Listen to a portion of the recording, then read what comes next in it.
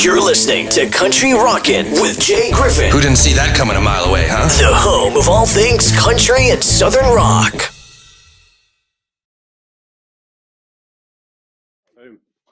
Oops. We all good? Yeah. I'd like to welcome to Country Rockin' the guys from Backwoods Creek. How you doing? Hey, we're doing good. We're doing good, man. Thanks for having us, Joe. That's totally my pleasure. Now, for the purpose of the listeners, let's go around the room, for want of a better word, and introduce everybody. Jamie, go. I'll start. I'll start. I'm Jamie. I do the old singing and play a bit of guitar. Occasionally tinkle a bit of ivories when it's needed. Hi, I'm Yannick. Oh. Hi, I'm Yannick. I play guitar and do a bit of backing vocals. Hello, I'm Dean. I'm also a guitar player and a few BVs as well. Hey, I'm Camille. Play the drums and a little bit of singing. I'm George. I play bass and some singing as well, but yeah, bass is pretty much it. Excellent. So where are you? You're not all. I was hoping this time you might be all together in a studio, but you're not. So where are you? You're all in your respective homes. Yeah, we're all spread out across the country at the moment. We're kind of getting together as much as we can, conditions allowing. Yeah. Sure. I saw a bit of your live stream the other night. That was awesome. Oh, awesome! Thank you so much. Thanks, man. We're loving the live streams at the moment. Yeah. Yeah. Are they being very well received? Oh yeah, 100%. Yeah, definitely. Cool. We've done I think a few so far, and they're sort of kind of getting bigger and bigger in terms of audiences, which is nice. Great stuff.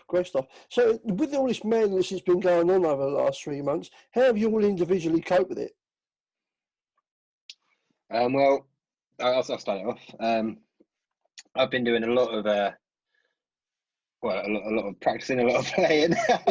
I've been doing some producing work. I've been doing some Photoshop work. I've been doing everything to kind of fill in the gaps that gigs used to do. I've even started a bit of woodworking, so it's all going a bit fun. Yeah, I've been trying to obviously keep music going. I teach quite a bit, so that's quite nice. Doing the odd sort of recording session and stuff, but also trying to do a lot of the sort of admin-y side of stuff for the band.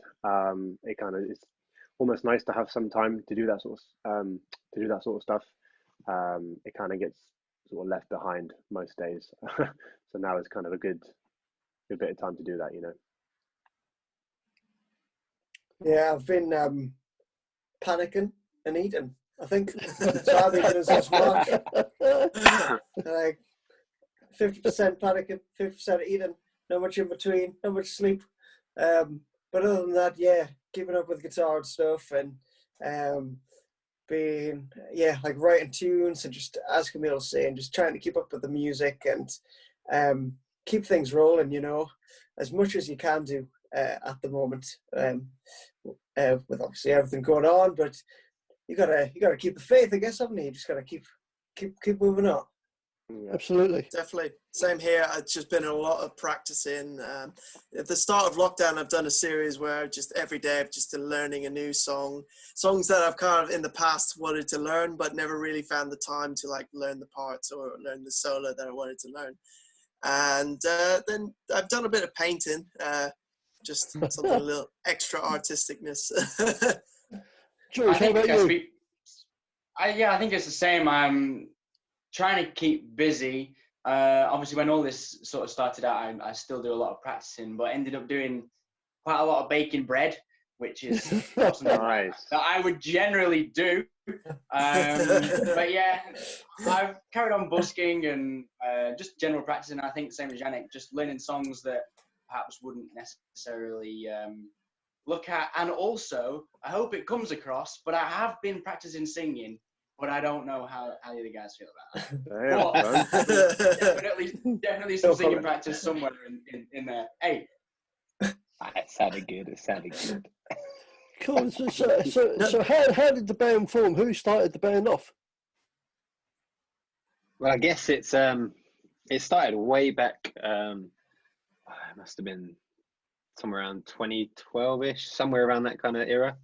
This is like early days, kind of before it was the band as the band is now. Sure. Me and Yannick got together at uni. We're just jamming out a load of kind of rock songs, a load of country songs, and just jamming for kind of 5 odd years. Then in 2017, that's when I like to say the band really begun. Sure. We got Camille was on the show, Dean was on the show, and it was really starting to kick off a bit. We got to play C2C. We got to play some really cool shows. We played a sold out gig at the Jazz Cafe that year as well. It was our first time at Buckle and Boots. There was a load of cool stuff happening, and it felt like the band was here. And then just to kind of finishing off and doing a bit of the old sprinkle on the top of the cake, a bit of the salt-based salt thing. George came in. Yes. George came in 2019, and he kind of filled in the missing slot there, and it's that's kind of how it all happened, I guess. That's really cool. So you've been going for a while in some form or other, but the main shape of it's been quite recent, to be fair. Yeah, definitely. for sure. It's definitely been a development process, but I think now it's been an incline of just good songwriting, good creative, good working relationship with one another. So talking of songwriting, that brings me on to my next question. How does that work for you guys? Does one of you rock up with a riff or a lyric, or is it a whole thing where you all collaborate as a unit and come up with a track? Go on, Dean. Oh, okay. On the spot. Yeah, well, when it comes to songwriting, I guess we'll have a couple of different approaches. Sometimes we're having a little bit of a jam, in the room, and something just comes together. That's always cool when that happens. And that happened with one of our recent singles, which was On the Line. Kind of stemmed from a couple of ideas, but being honest, everybody was in the room jamming it out, and it all came together like that, which was great. And then other times, one of us will come in with something near to complete, or kind of the bulk of an idea, and go, guys, we've got this. And then everybody will add their own little thing, and even if something mainly comes from one member, it becomes this collaborative thing once we all get in the room. So it's cool in that way, because every song is ours as a collective, Sure. In the end, it doesn't matter who brings it in. By the end of it, it's ours, and that's a really cool thing, to be honest. Some bands, it's like somebody does the writing, and then the band will come in and do their thing, and they're still the writer, and that's cool. That's fair enough, but we think everybody should have a little slice of the pie in this band. So that's what they all get. Absolutely. So was the country rock thing, was that a conscious decision? Kind of came in naturally, really. We've all been big classic rock fans, hard rock fans, even metal fans. So we've all been listening to that from our teens, from our youth. So incorporating that to the country has kind of been a natural progression for us. And basically live, we like to rock out really hard. So sure. I've noticed in your style, it's has a very rocky edge. You've kind of nailed that southern rock country vibe throughout your stuff, and I think that's a testament to how you guys write. I really appreciate that. Yeah. Thank you, man. Yeah. We've got a lot of the southern rock influences. Because very, very few UK country artists I've noticed can actually pull that off. Because it's a hard thing to do, isn't it? Because the Americans have a certain way of writing, don't they? As you'll probably agree, that they're very story orientated. Whereas for over here, it's a bit hard for us to say that we pop down to the BP garage. Do you know what I mean? Yeah. So you guys have kind of found your kind of way around that and brought that and made that your own. I really like that. I think that's one thing we really try and concentrate on, I guess, is when we're doing the writing. It's not making it in any way false or anything like that. It's just writing what we know about in the way we want to. And again, the story is the main part of the song every time. Sure. Yeah, that comes from the American side of it. Don't it? Most of pretty much all of their stuff is very, very story orientated, and I kind of like. I think that's why I personally kind of like country and country rock. It has that story behind it. So yeah, it's great stuff. You definitely nailed it. Now, you spoke about just a minute ago that you played C2C. How was that for you, and what was it like? I got on, Camille. Oh, it was awesome. Yeah, it was awesome. So we did the first two we played. We were like one of the very sort of smaller stages. I think we were like even in like a restaurant somewhere, but it was just packed. It was awesome. I think that was the first kind of gig that we did where we were like, oh geez, there's a big old crowd here. Like, kind of nervous now. What's going on? Yeah. But that was great because we pretty much as soon as you started playing, we just kind of, all that just went out the window. We were like, let's just have some fun, And then kind of the more that we've done, I think we did one more, like a year or two ago. We played on sort of one of the stages in the main sort of foyer bit. I think it was called the Rising stage, and that was great. There's a really cool photo on our socials, taken from the back of the crowd, which is the stage is kind of just way in the photo, and it's just this almost like huge group of people. And what's funny is that sort of walkway was used for like all the shops that are in the O2 because it had this sort of huge kind of shopping center conversion. And so anyone trying to get through is just like had to fight their way through the crowd, which I thought was quite cool. I think we just sort of stood there with like a beer or whatever, just like watching us just grooving out. Yeah, that was great fun, definitely. So how long were you together as the band you are now before you played that? I think so George hasn't played that, has he? No. No. George was close to. Yeah, it was about probably like a year or two. Really? As a sort of previous rendition of the band, and then shortly after the last performance, we had that sort of George joined the band. So how did the gig come about? How did you manage to get on the C2C? Well, we did the first one in 2017, and that was just you apply to play and that kind of thing.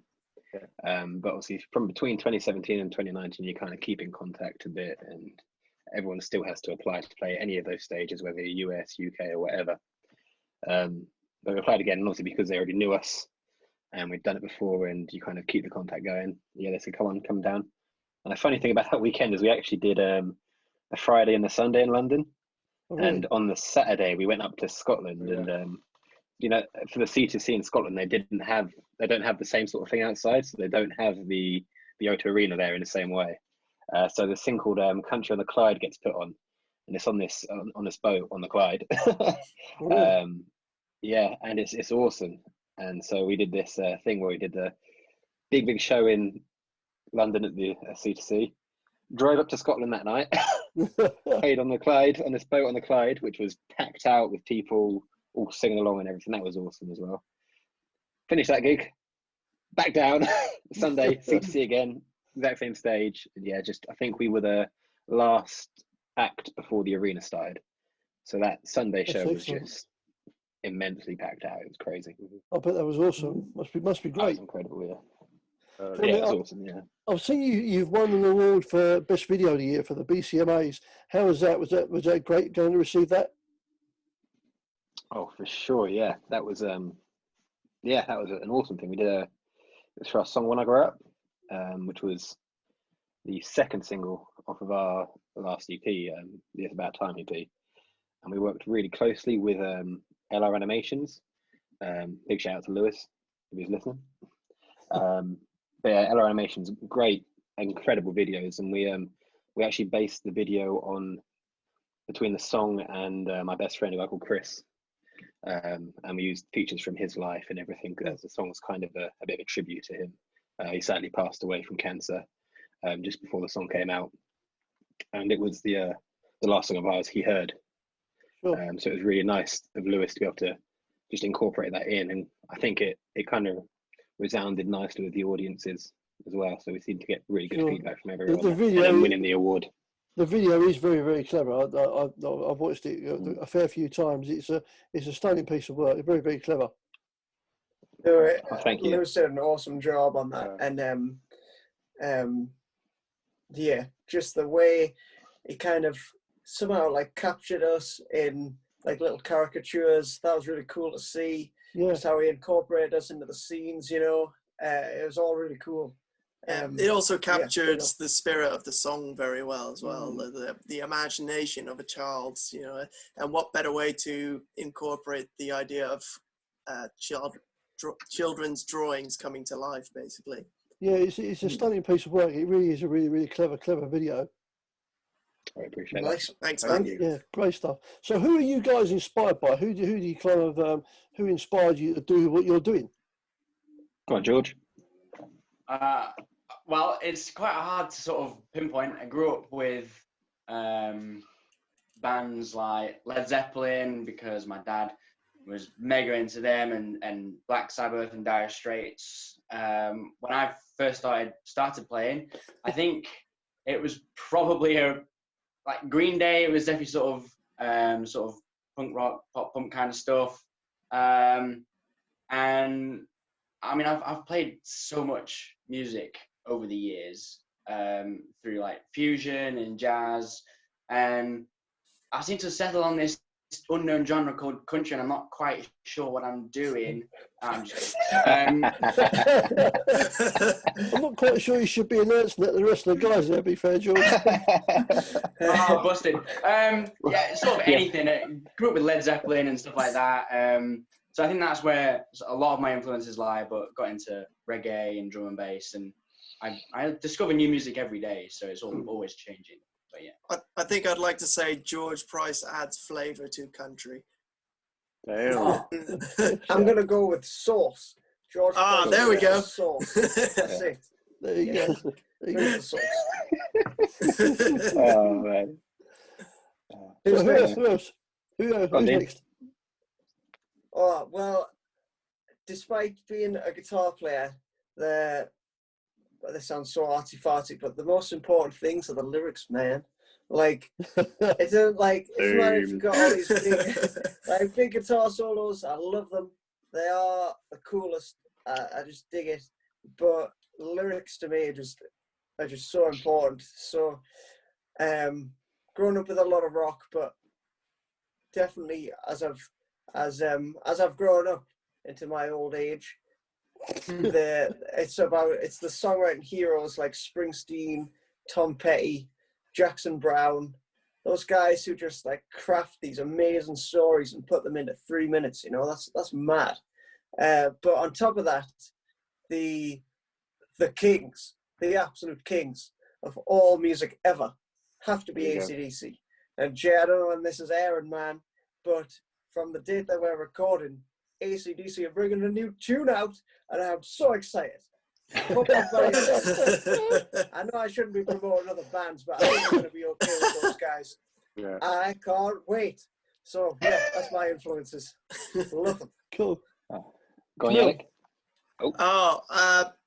I am the biggest Queen fan ever. I do not remember a time where I wasn't aware of their music. Brian May is the reason I play guitar. I've always wanted to play guitar ever since I've heard his guitar tones. For the rest, you know, in my teens, I listened to a lot of Green Day, and you know, listening to American Idiot every day and trying to play along with it kind of made me the musician I am. But I guess from country perspective, I'm a huge Eric Church fan. That guy's nuts. He does a lot of really cool material. Probably the Eagles. I love the Eagles. They're like really good classic and rockin' tunes, good harmonies. Probably more contemporary as well. A recent discovery has been a band called High South, which is very like Eaglesy, a bit of Allman Brothers vibes, and they're really cool. I love that album they released this year. Nice. Yeah, I guess similar sort of boat as everyone else, where musical influences are quite varied. So I have like a few obviously influences from each kind of pocket of genre. But in terms of the kind of country side of things, I guess guys like, you know, Chris Stapleton, big influence. John Mayer is probably the biggest sort of I guess, all-round influence for me. Yeah, when I discovered his music back in uni, I was like, right, this is it. This is music for me. And then I guess a lot of the sort of kind of smaller acts like Drake White, just killing it. His music's great. Yeah, and then all kind of similar to that sort of vein. I'm more of a kind of rock and roller, like yeah, AC/DCs and Zeppelins and the Who and things like that. Bit of White Snake every now and again, working on them harmonies, kind of. So yeah, that's me really. Yeah. I guess for me, it's kind of a bit of a varied bag at the moment. If you'd asked me this question about a year ago, it would have been a very, very different answer. Obviously, it started off kind of Green Day, just before kind of American Idiot, that kind of era. As you all did, went through bands like Avenged Sevenfold and that kind of thing. But at the moment, it's really, I've taken a bit of a turn in the last year, I guess. And I've been listening to a lot of things like the Doobie Brothers, John Morland, like a bit more kind of heartlandy Americana kind of stuff. Sure. Rather than the full-on country thing. But obviously, the main couple of country acts, I mean, Drake White is just godly, in my opinion, at the moment. Like his voice, and after everything he's been through as well, he's had a bit of brain injury going and a bit of illness, and he's still come back and he's just killing it every week. And then the biggest ones for me was that Brown Band, kind of You Get What You Give era. That was just an incredible album, and yeah, just everything about it is just top marks for me. Sure. So that's your influences. Are they the sort of thing you're still currently listening to, or is it, as you're playing the kind of stuff you're playing, are you listening to more of that kind of country rock sort of stuff? I mean, I think we're just kind of all very, very widely listen to anything at the moment. I mean, the best way to really kind of get a feel for what we're listening to, we actually do a Spotify playlist that we update every month, somewhere between the start of the month and halfway through the month. And it's called The Creek's Choice. So if you ever want to check out what we're listening to that month, that's the place to do it. I'll certainly do that. I'll check that out. Now, it's all about time, the 6-track EP of 2008, and that's great. Is there any plans to make a full, proper, like maybe a 12-track album? Go on, George. Well, Dean. Well, Go on, Dean. Go, Dean, you can have it. I'll float it. So, well, we've got a bit of a plan, sort of, in our minds. We're going down the sort of singles route at the moment, in terms of music, and kind of planning them across the year, keeping those attention spans is what I meant to say. Keeping those attention spans. Spans. I know. New word. Since attention spans are so short nowadays, and me included, we're just getting those tracks out just every so often, we're just going, oh, we're here again. Hello. And just as we go along. And maybe one day as we're going along, we can kind of compile those into an EP, and then we're going to jump into thinking about an album. But at the moment, we're kind of on the singles trail.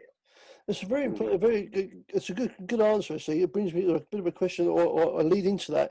Is I've noticed when I've been putting my shows together, and I've been looking at not just UK country artists, but also American artists. A lot of them are doing that. It's either a 2-track EP, maybe 3, or it's a lot of singles. They're putting a lot of singles out as opposed to a whole bunch in one hit. Yeah. I think if there's and I guess I'm speaking for us all here, but just with the dynamic and like, especially with over the last few months, just not really much to do apart from go online.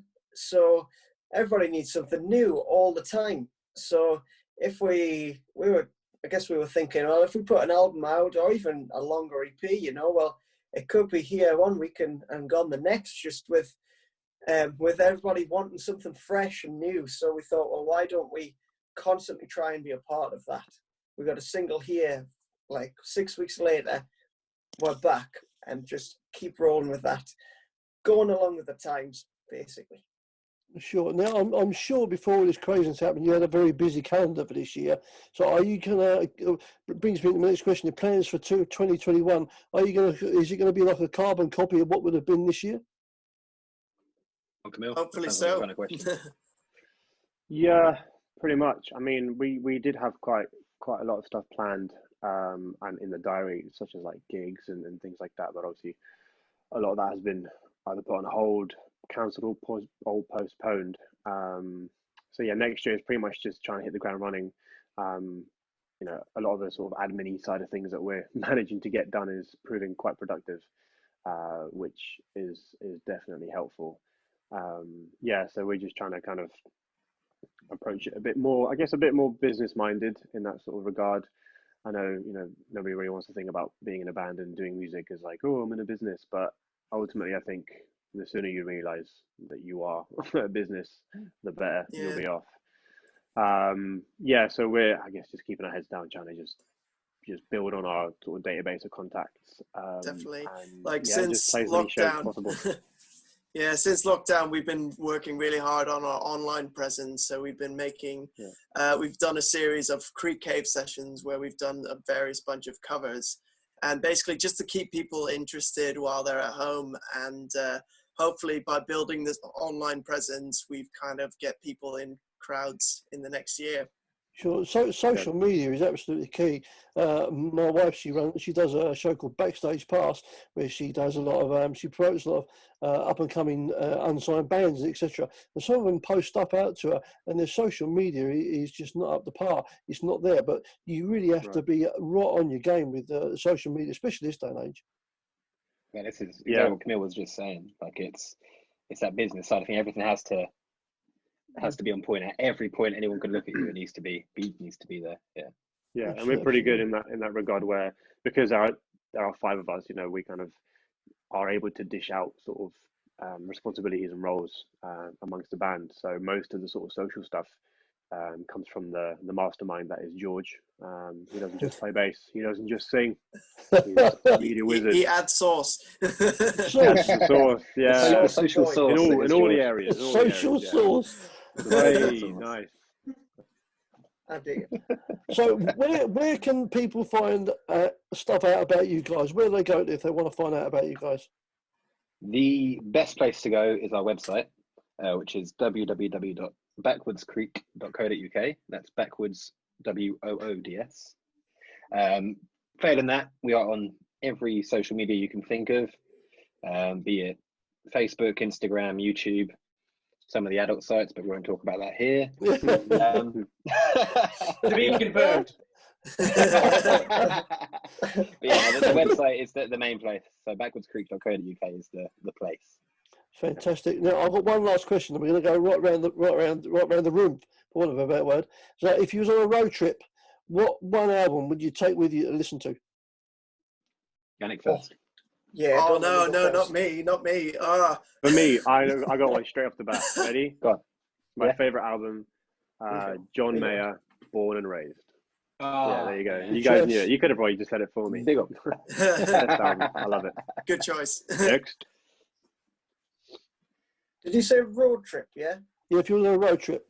All right. So, right. Well, yeah, 100%. Damn the Torpedoes by Tom Petty and the Heartbreakers. 100%. Good choice. Nice. I'm just looking through my Spotify library. Weak memory game. I don't know. I think I'm going to have to go with Exodus with Bob Marley just because I've known the album inside out. So we'll go with that. Okay. I might just say something along the lines of either Uncaged or What You Give from Zach Brown Band. There's a lot of good driving songs on there. Cool. I think at the moment for me it would be Firewater by Whiskey Myers. That's a big album. That's a great album. Big album. Good Solid. Incredible driving music. Awesome.